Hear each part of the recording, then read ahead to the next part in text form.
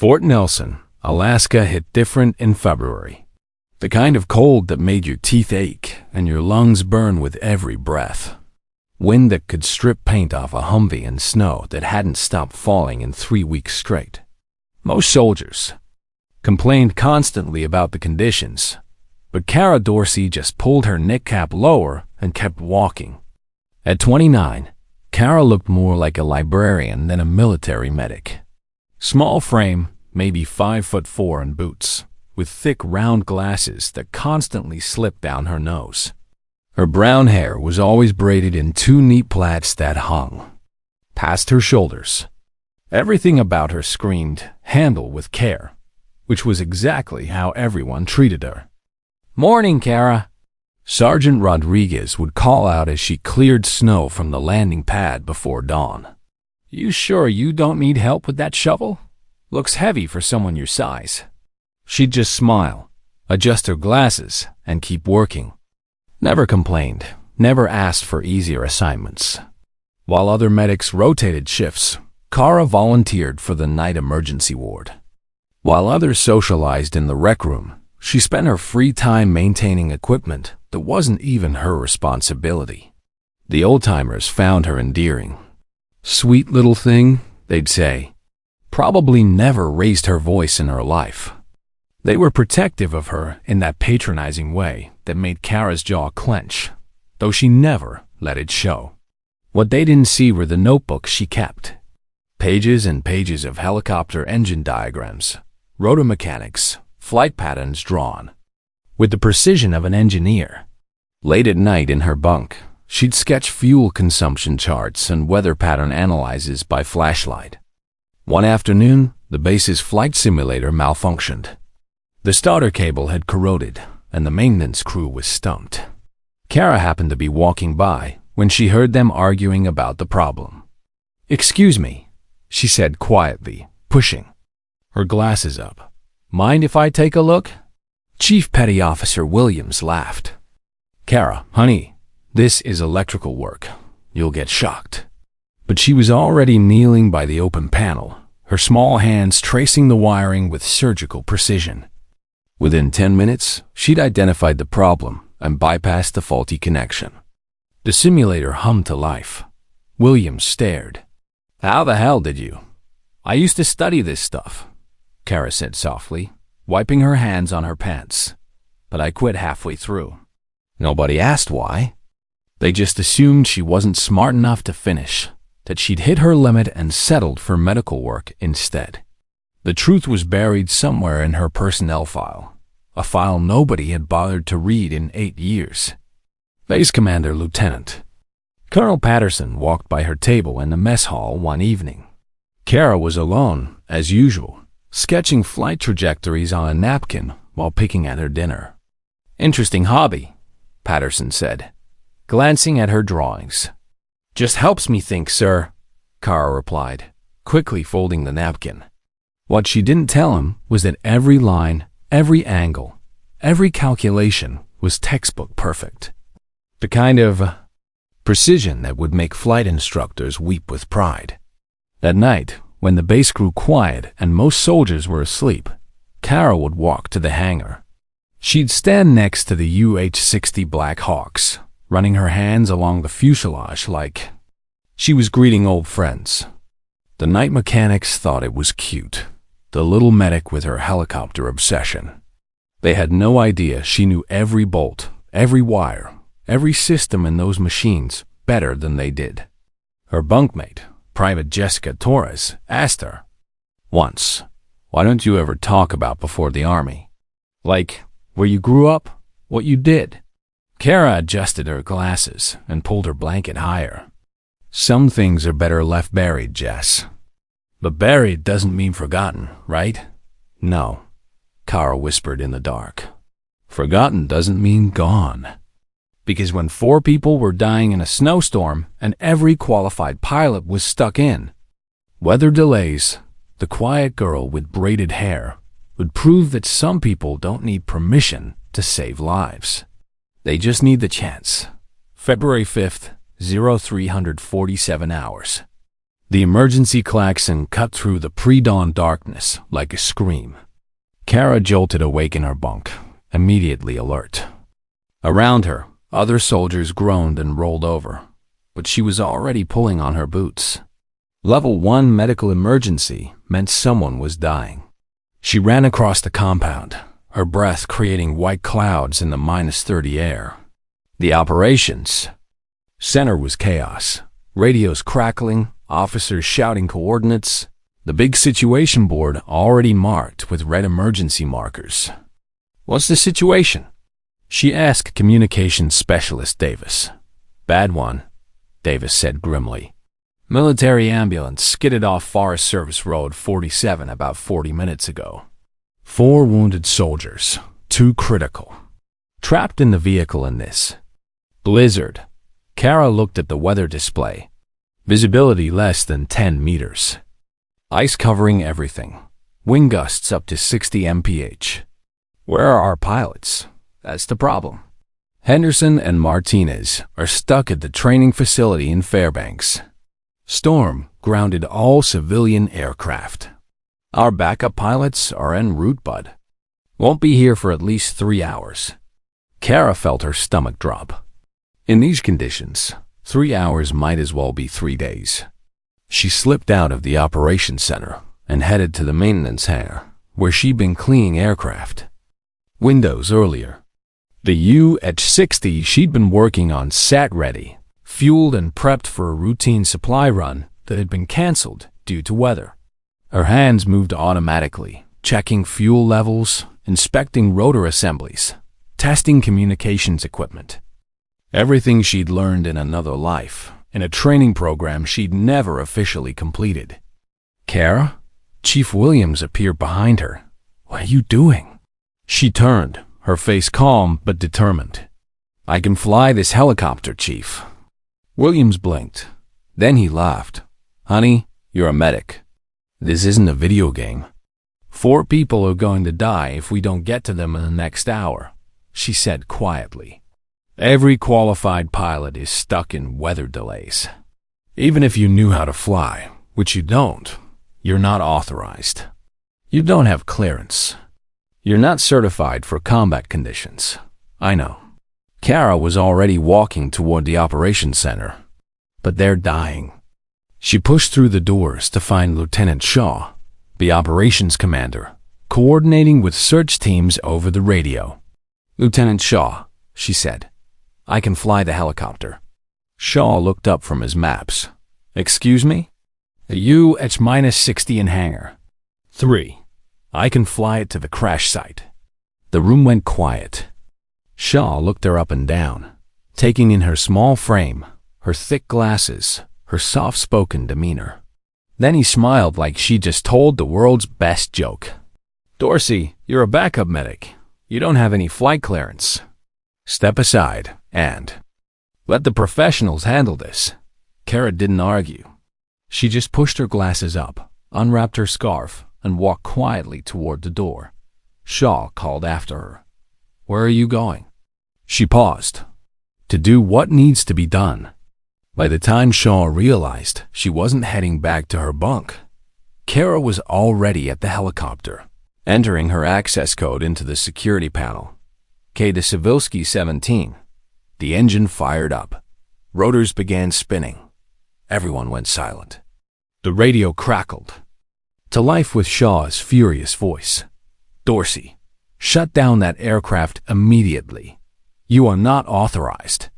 Kara's voice came back through the headset, calm and professional. "Sir, if I don't fly now, those 4 soldiers will be dead in 20 minutes. You're not qualified." "Qualification doesn't stop bleeding, sir." Shaw grabbed the radio so hard his knuckles went white. Around him, the operations room had gone. Dead silent. Through the windows, they could see the small figure in the cockpit running through pre-flight checks with mechanical precision. "Jesus Christ," whispered Davis. "She actually knows what she's doing." Chief Williams burst into the room. "Lieutenant, she just performed a perfect cold weather startup sequence in under 3 minutes. In these conditions." I'd been maintaining these birds for 15 years, and I've seen maybe 3 pilots do it that fast. Shaw stared out at the helicopter. How is that possible? I don't know, but whoever taught her was military. High-level military. Shaw's communications officer, Specialist Reynolds, looked up from his computer terminal. Sir, I pulled her. Personnel file. There's a classification flag on her service record. What kind of flag? The kind that means someone important wanted her background buried. The helicopter was ready. Kara's voice came through the radio again. Operations, this is Medevac 1 requesting immediate departure clearance. Shaw hesitated.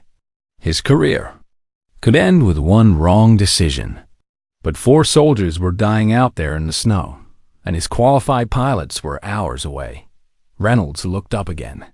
Sir, I managed to access part of her restricted file.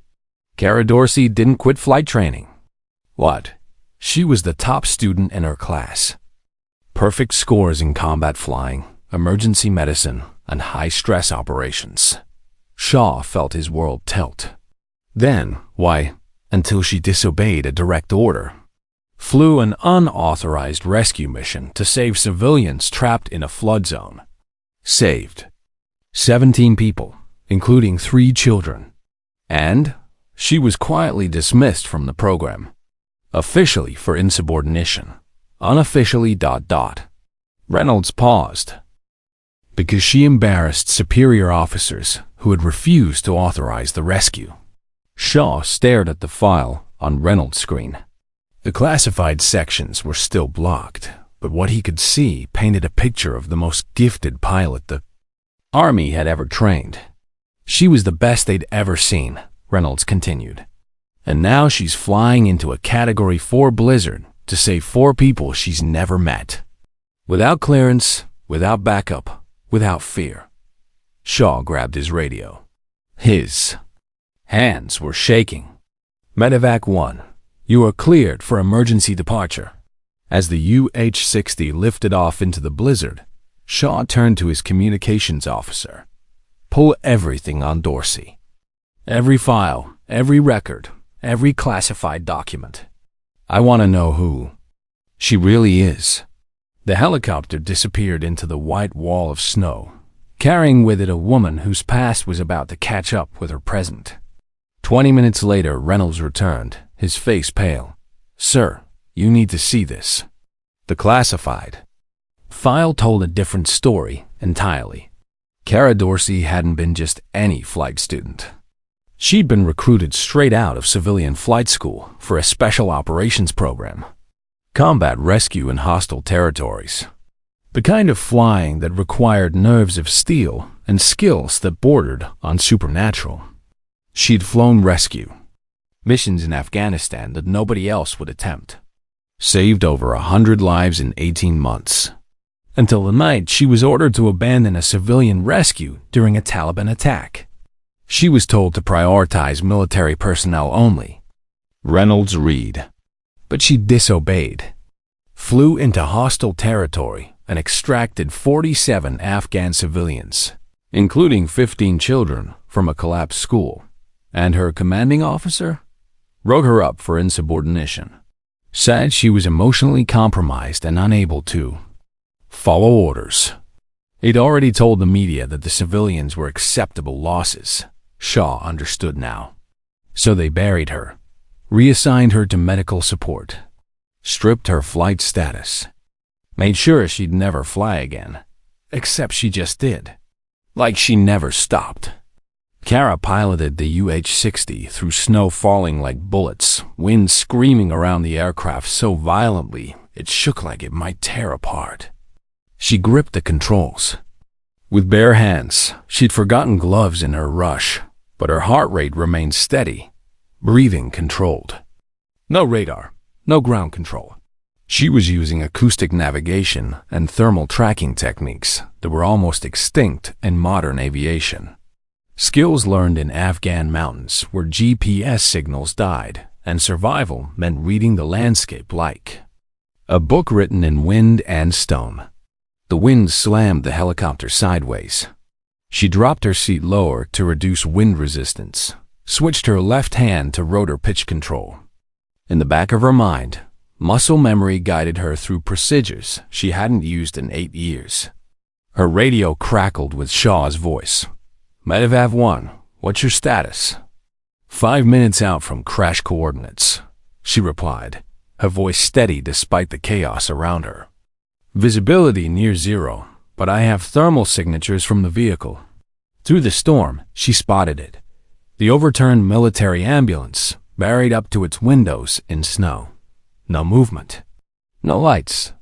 Kara brought the aircraft down at a steep angle, a combat landing technique only taught in war zones.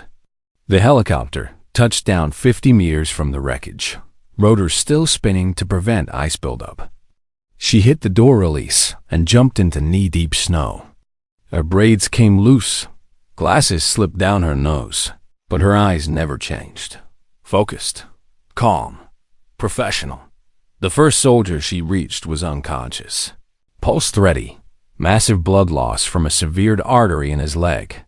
She dropped her medical bag, started in 4 blood transfusion from reserve packs, applied a tourniquet with the precision of someone who'd done battlefield medicine for years. The second soldier was conscious, but in shock. Possible spinal injury. She immobilized his neck, checked his pupils, monitored his breathing while working on the third victim. "Mom," the conscious soldier whispered through chattering teeth. How did you find us?" "I followed your heat signatures," Kara said, not looking up from her work. "Stay still. I'm getting you out of here." She worked for 20 minutes in the storm, stabilizing all 4 soldiers before beginning the evacuation. One by one, she loaded them into the helicopter, her small frame somehow managing to lift and carry wounded men twice her size. During the flight back, the helicopter lost thermal guidance. Ice had built up on the sensors. Kara switched to manual mode, using wind direction and heat signatures from the backup display. She flew just above the pine trees, so low that snow swirled up around them like ocean waves. "Base, this is Medevac 1, she radioed. 4 souls on board, all stable. 3 minutes. Shaw's voice came back. "Roger, Medevac 1. Medical team standing by." When the helicopter touched down at the base, the entire unit ran outside. Shaw couldn't speak as he watched Kara shut down the aircraft with the same methodical precision she'd used to start it. She stepped out, placed her glasses back on her nose, and walked toward him. Her braids were loose, her jacket soaked with blood and snow, but her expression was calm. "All 4 patients stable," she reported quietly. "They'll need immediate surgery, but they're alive." Shaw found his voice. "Dorsey, how did you?" "If you want to file charges, go ahead," she said simply. "They're alive." That night, Shaw called his superior officer. "Colonel, I need the full story on Kara Dorsey." "That's classified." "4 soldiers are alive because of her. Unclassify it." The colonel was quiet for a long moment. Then, Dorsey was the most gifted pilot we'd ever seen. Flew rescue missions that nobody else would attempt. But she was ordered to abandon a civilian rescue, and she refused. Flew into hostile territory anyway. What happened to her? She saved 47 people, and embarrassed a general who had already written them off as acceptable losses. Shaw understood, so they destroyed her career.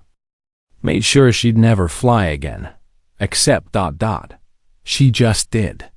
Like she never stopped. The next morning, Kara arrived for a regular shift. Same old jacket, hair braided as always, medical bag slung over her shoulder. But something had changed. When she walked through the base, conversation stopped. Younger soldiers stepped aside with something that looked like reverence. Junior Officer Marcus Webb had written on the operations board, "She doesn't need to prove anything. She flew when nobody else would." The 4 wounded soldiers had survived. Full recovery expected for all of them. Sergeant Martinez, the conscious one from the crash, had asked to meet with Kara. "Ma'am," he said when she visited him in the medical ward, "I heard you weren't even cleared to fly." Kara adjusted her glasses. "Clearance doesn't save lives, Sergeant. Actions do. Why did you risk it? Your career, court-martial, everything." She was quiet for a moment. "Because if I didn't, who would?" Martinez pulled out a piece of paper. "My entire squad signed this. We're requesting that you be reinstated as a flight medic. Full pilot status." Kara read it, folded it carefully. "I appreciate this, but I don't need official recognition to do what's right. What if they punish you for yesterday?" For the first time since anyone could remember, Kara smiled. A real smile, not the polite one she usually wore. "They already did. 8 years ago. I'm still here." That afternoon, Shaw received new orders from headquarters.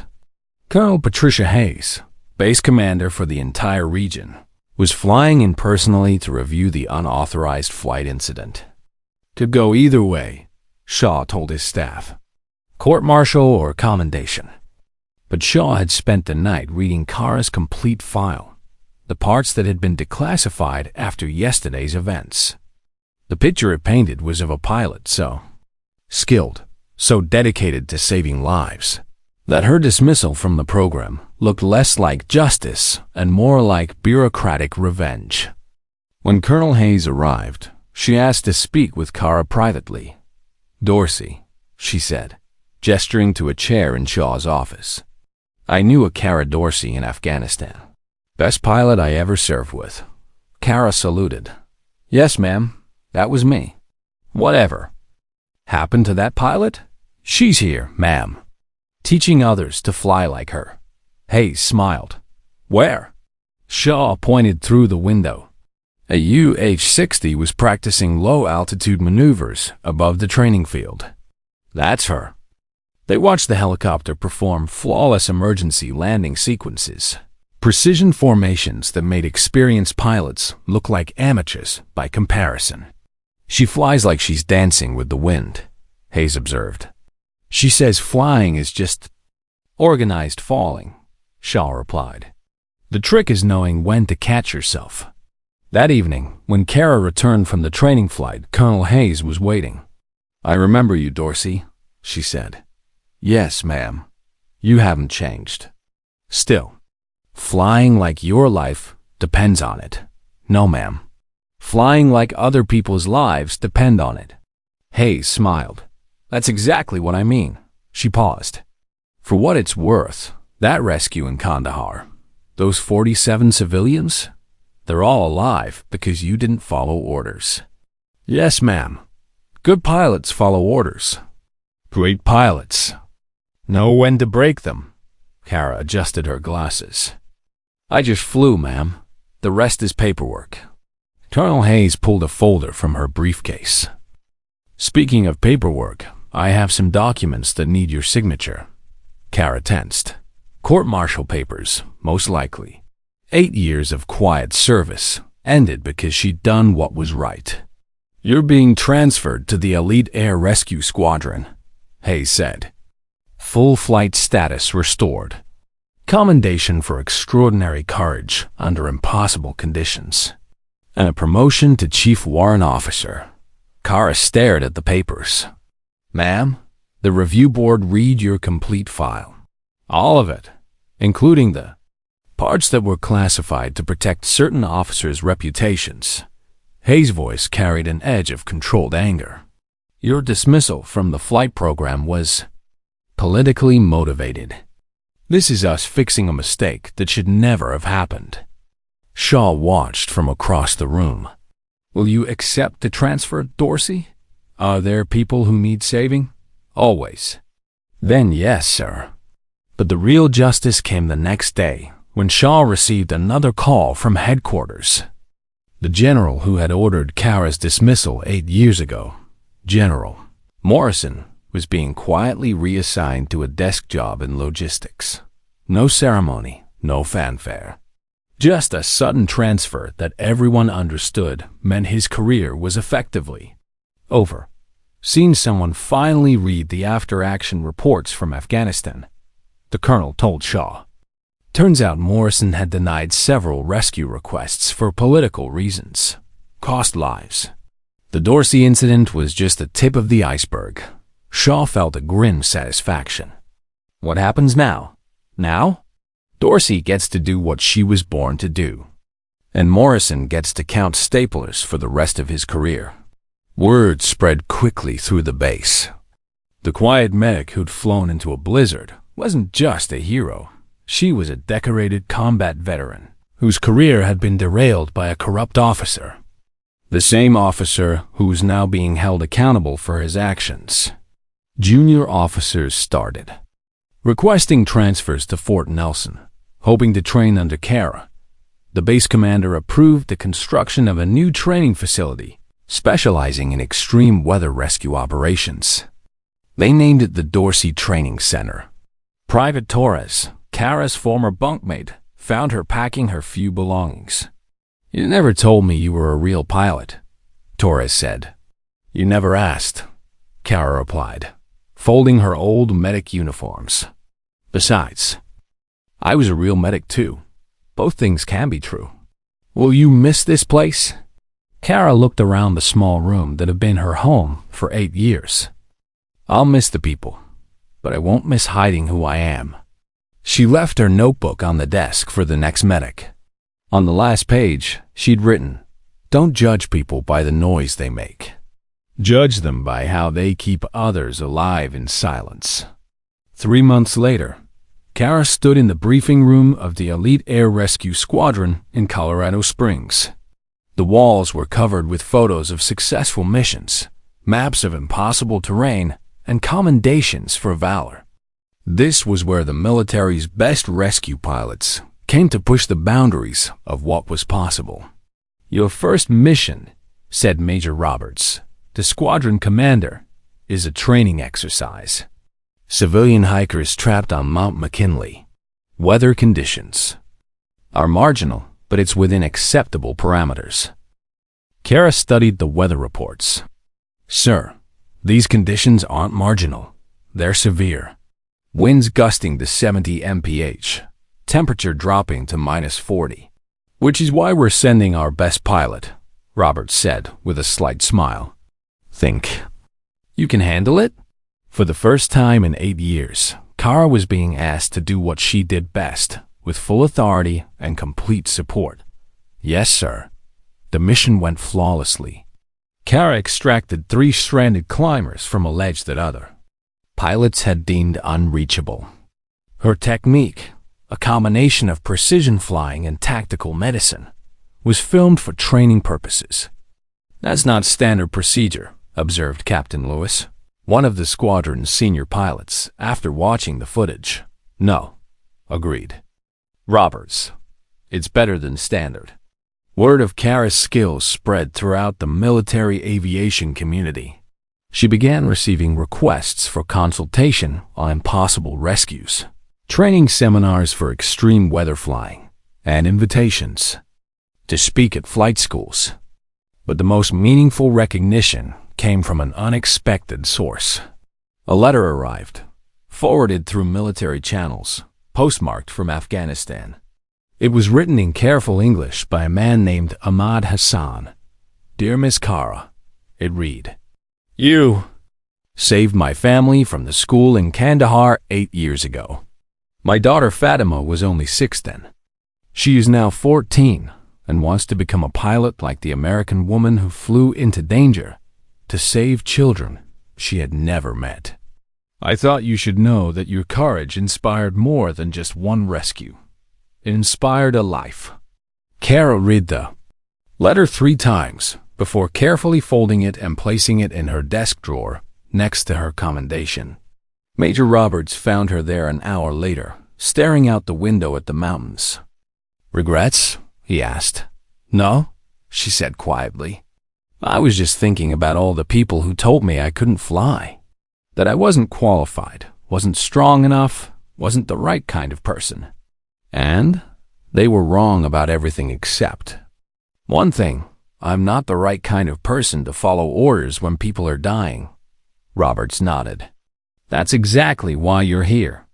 That evening, Kara called Lieutenant Shaw at Fort Nelson. How's the new medic working out? She asked. Good, but she asks a lot of questions about you. Wants to know how you knew so much about helicopters. What did you tell her? That some people are exactly who they appear to be, and others are who they need to be when the moment comes. 1 year later, Kara received an emergency call. Fort Nelson was requesting immediate assistance. A military transport had crashed in the same area where she'd made her unauthorized rescue flight. 6 wounded soldiers, conditions even worse than before. Weather's impossible. Shaw's voice crackled. Over the satellite phone. Wind speeds exceeding regulatory limits. Our pilots can't get clearance to fly. Kara looked at Major Roberts. He nodded. Tell them we're en route, she said. This time, she wasn't flying alone. Captain Lewis volunteered as co-pilot, and the squadron's best medic, Staff Sergeant Rodriguez, handled the rescue equipment. They launched into conditions that would have grounded any civilian aircraft. As they approached Fort Nelson, Kara could see the entire base gathered on the landing pad. The same people who had watched her fly into a storm without authorization now watched her return as the military's premier rescue pilot. Shaw met them as they landed. Good to see you again, Chief Dorsey. Good to be back, Lieutenant. The rescue operation was textbook perfect. All 6 soldiers extracted safely, medical treatment provided en route, no complications. But as they prepared to depart, Shaw handed Kara a package. From the base, he said. Small token of appreciation. Inside was a photograph. Kara in the cockpit during that first storm. Hair loose, glasses crooked, but her expression calm and determined. Below it, an inscription. She doesn't need to prove herself. She already flew when nobody else dared. That night, back in Colorado Springs, Kara found herself in the squadron's ready room, surrounded by photos of successful missions and the faces of pilots who'd pushed the boundaries of possibility. On her desk, next to the letter from Afghanistan and her military commendations, she placed a photograph from Fort Nelson. Captain Lewis stopped by. You know what I realized today? What's that? When we first met, I thought you were just another good pilot who'd gotten a second chance. But watching you work, reading your files, you're not a pilot who learned to be a medic. You're a healer who learned to fly. Kara considered this. Maybe that's why I couldn't leave those people in the snow. It wasn't about flying. It was about the promise every medic makes. First, do no harm. Sometimes that means doing something harmful people tell you not to do. And sometimes it means flying into a storm when everyone says you can't. Or shouldn't, Kara added. There's a difference. Major Roberts joined them. Speaking of storms, we have another impossible mission tomorrow. Researchers trapped on a glacier in Alaska. Weather conditions are ... double quotes. He paused. Challenging. Kara smiled. The same quiet smile that had puzzled her colleagues at Fort Nelson. When do we launch? 0600 hours. Think you can handle it? She stood, gathering her flight manuals. Sir, I've been handling impossible missions my whole career. The only difference now is that I have permission. As she walked toward the door, Roberts called after her. Dorsey? Yes, sir? For what it's worth, some of us always knew you had permission. It just took the rest of the world a while to catch up. Outside, snow was beginning to fall. Not the violent blizzard of Fort Nelson, but the gentle, steady snow of the Colorado mountains. Kara walked to the hangar where her helicopter waited, ready for tomorrow's mission. She placed her hand on the fuselage, the same gesture she'd made countless times in Alaska when she thought nobody was watching. The difference was that now, she wasn't hiding who she was. In her pocket, her phone buzzed with a text message from Private Torres. still stationed at Fort Nelson, saw the news about your rescue today. The new medics here all want to learn to fly. You started something. Kara typed back. Tell them. Flying isn't about rank or clearance. It's about being willing to lift others up when they can't lift themselves. She looked up at the mountains where tomorrow's mission waited. Somewhere out there, people needed saving. And for the first time in 8 years, she was exactly where she belonged, not hiding in the shadows, but ready to fly into whatever storm came next. The world was full of quiet people doing extraordinary things. Teachers who could build, mechanics who could lead, medics who could fly. They weren't waiting for permission. They were waiting for the moment when someone needed saving. And when that moment came, they wouldn't ask if they were qualified. They'd just ask, if I don't do this, who will?